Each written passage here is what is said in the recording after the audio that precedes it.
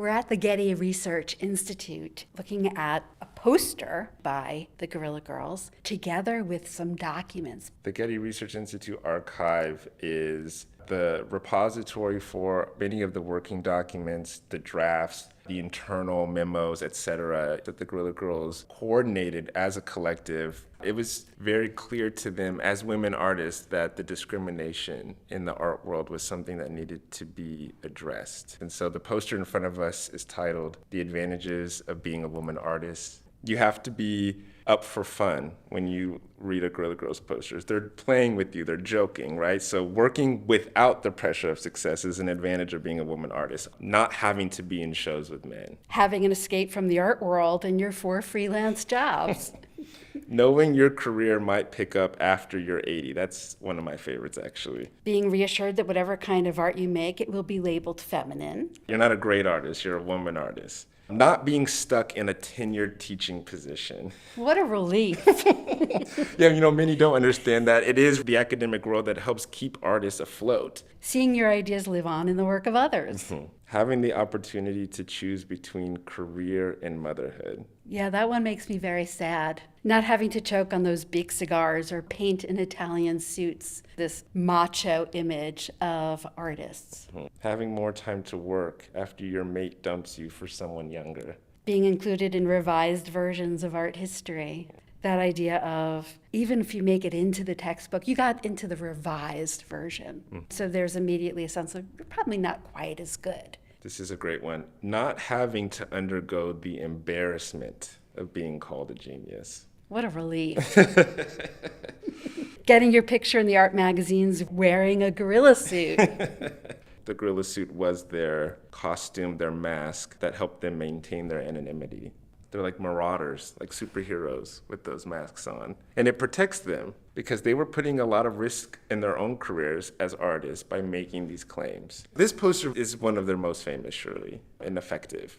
And it's just white paper, this type that reminds one of advertising. A poster like this would have been plastered over the Soho neighborhood of New York City, just like any other poster that you see. Stapled, glued, whatever. They were very renegade in their approach to showing their posters. And I feel like this is being addressed to women. When you can imagine that if you were a woman artist, people weren't really speaking to you directly. Yeah, I think it's hard for us to remember just how little women were represented in the art world and how they were not taken seriously. All of these institutions supporting a system that regularly, systematically discriminated against women. And the severity of that should not be lost. So even though their language is cheeky, even though they're playing with irony, they're actually extremely serious. And that's what's so fun about being in the archive is that we can see all of these different versions of this poster. We're only looking at a few here, but the most interesting thing is that we've learned that the advantages of being a woman artist poster started as a poster that split between the advantages of being a male artist and the advantages of being a woman artist. And so that was their original idea, which we would not have known if not for these working documents in the archive. And I think the final version of just these ironic points is typical of their approach of going with humor and direct communication.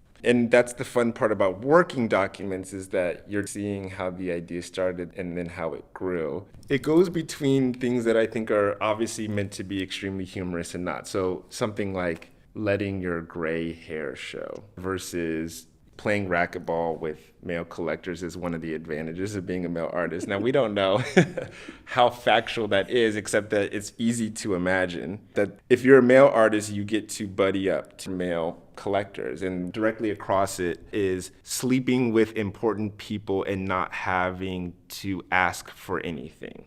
They're simultaneously very sad and very poignant, but also funny. And this other document that's typed. So we've gone from the pen and marker to a typed version, which leads me to believe, as we've heard from the Guerrilla Girls themselves, that poster ideas were passed around to the group members for consideration. And at the very top, being considered a good investment. And it reminds me of the emerging power of the commercial art world in the 1980s. And I'm going to go down to point 24 just to emphasize that, because it's both the collectors and then the people who write about you. So 24 says being reviewed by, and then there's a scratched out name, a senior New York Times critic without your personal life being mentioned. Another way that they're drawing attention to the culture of influence that allowed male artists to be prioritized and preferenced. Real watchdogs. The conscience. Yes, of the and art the world. conscience, yes. So this poster, I think, is one of their clearest examples of speaking to women artists, because there are many instances where the Guerrilla Girls are calling out the art world, but there are few where they are really addressing what it feels like to be a woman artist. And these documents show a really beautiful way that you don't have to bring up men to talk about women.